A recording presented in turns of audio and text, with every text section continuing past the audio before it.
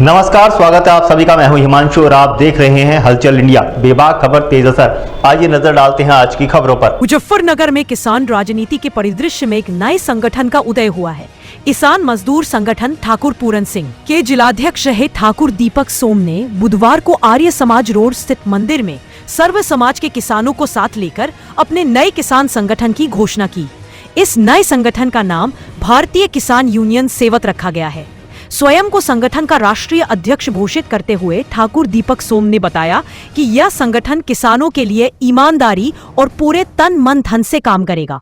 उन्होंने जोर देकर कहा कि संगठन का एक एक कार्यकर्ता और पदाधिकारी सड़क से लेकर अधिकारियों के हर उस दफ्तर तक काम करेगा जहां किसान भ्रष्टाचार से पीड़ित है। ठाकुर दीपक सोम ने अपने पुराने संगठन किसान मजदूर संगठन को छोड़ने के सवाल पर बड़ा बयान दिया। उन्होंने कहा, आज हमने देखा है कि धर्म के आधार पर, जातियों के आधार पर, ऊंच नीच के आधार पर जातियां देखकर संगठन में जिम्मेदारी दी जाती है। उन्होंने कहा कि जहां किसानों को खुलकर काम करने की आजादी ना हो और जो किसानों के हित में खुलकर काम ना कर सकते हो, ऐसे संगठन में काम करने का कोई लाभ नहीं है। दीपक सोम ने वर्तमान किसान संगठनों पर निशाना साधते हुए आरोप लगाया कि आज संगठन सत्ता और विपक्ष की गोद में बैठ गए हैं। उन्होंने मीडिया के माध्यम से यह स्पष्ट किया कि उनका नया संगठन कभी किसी पार्टी या किसी नेता के दबाव में काम नहीं करेगा। उन्होंने प्रतिबद्धता जताई कि चाहे उनके साथ कितने भी किसान जुड़े, सभी के साथ पूरी ईमानदारी के साथ काम किया जाएगा। लंबे दशक से किसानों के लिए संघर्ष का वो तजुर्बा, किसानों के लिए संघर्ष करने की वो आदत जो हमारे खून में है, आज एक अपने लगभग 8-10 जिलों के साथियों से बातचीत करके, सबसे वार्ता करके ये निष्कर्ष निकला है, सबकी यही सहमति बनी है कि एक नए संगठन की घोषणा की जाए, एक नए संगठन की तैयारी की जाए। तो आज उसी की घोषणा है। भारतीय किसान यूनियन सेवक उसका नाम है और ये संगठन पूरे प्रदेश में, पूरे जनपद में, पूरे पश्चिम में, आसपास में ईमानदारी से किसानों के लिए लड़ाई लड़ेगा और हर वो काम किसानों के लिए करेगा जो किसान चाहता है, जिसकी आवाज उठाई जाए।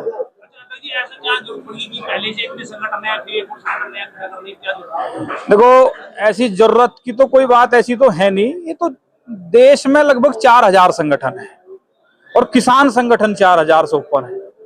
आपने देखा होगा सैकड़ों की तादाद में संगठनों ने दिल्ली भी आंदोलन करा और सैकड़ों की तादाद में अन्य अन्य राज्यों में आंदोलन चलते रहे।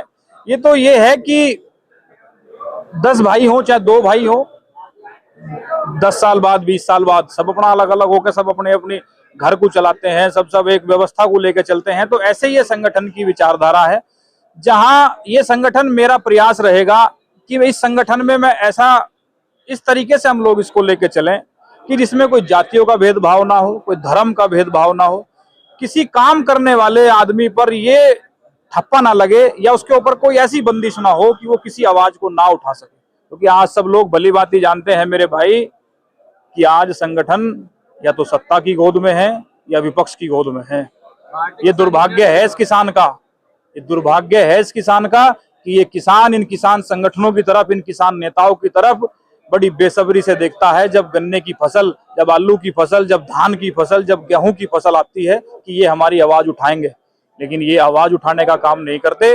ये उस आवाज को दबाने का काम करेंगे और उस दल के साथ काम कर लेंगे जिस दल का उनको संरक्षण है। भारतीय किसान यूनियन सेवक का उद्देश्य क्या रहा? सेवक की नाम रहा? सेवक का उद्देश्य है कि सेवा भाव। हमारा एक एक पदाधिकारी से, एक एक कार्यकर्ता से यही कहना है कि ये सेवक इसलिए नाम रखा है कि हमारा किसानों के प्रति सेवा भाव रहे, हमारा ये भाव रहे कि हमने ये संगठन उनकी सेवा के लिए बनाया है, उनके काम करवाएं, अधिकारियों से मिलें, प्रदर्शन करना पड़े, धरना करना पड़े, ये किसानों की सेवा के लिए संगठन है, इसीलिए नाम।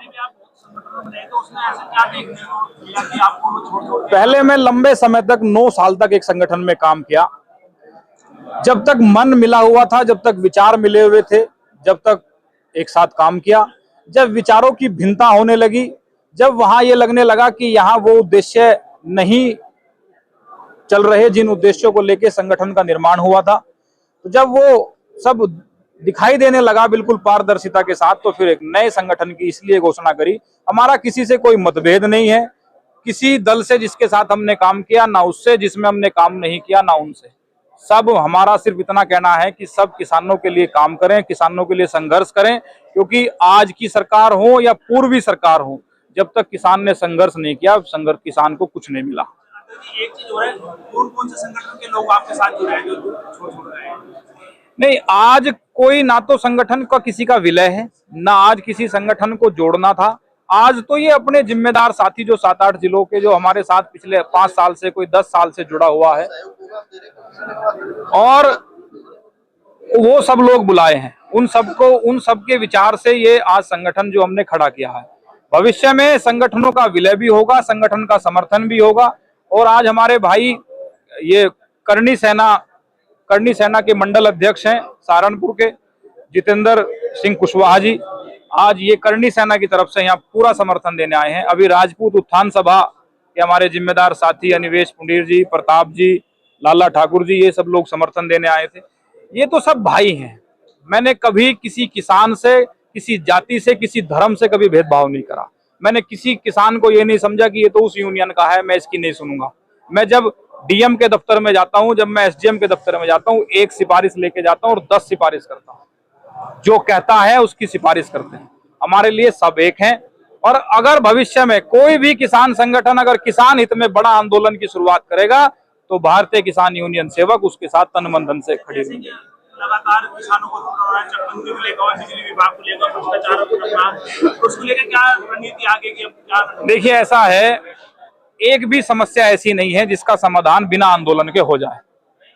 चाहे बिजली विभाग हो, बिजली विभाग ने भ्रष्टता का वो सीमा पार कर दी है हमारे क्षेत्र में, हमारे पश्चिम उत्तर प्रदेश में, लेकिन अधिकारियों का कोई अंकुश नहीं है। दूसरी तरफ चकबंदी विभाग है, चकबंदी विभाग ने किसान को लूट के रख दिया। किसान ने अपनी भैंस बेच बेच के, बुग्गी बेच बेच के अधिकारियों को पैसे दे रहा। पुलिस विभाग ने ये स्थिति कर दी है कि थाने, एक सिपाही और एक हेड कांस्टेबल थाने चला रहे हैं। एसओ तक आम आदमी नहीं पहुंच पाते। एक हेड कांस्टेबल ही सारी सेटिंग करेगा, सारे थाने को वही चलाएगा। ऐसे ही तहसीलों में है, एसडीएम तक जाने के लिए आपको पटवारी से गुजरना पड़ेगा, आपको दूसरे छोटे अधिकारियों से गुजरना पड़ेगा। उनसे होके जब जाओगे, भ्रष्टाचार चरम पर है तहसीलों में। सारे अधिकारी अपने मस्त हैं अपने दफ्तरों में और किसान परेशान है सड़कों पे।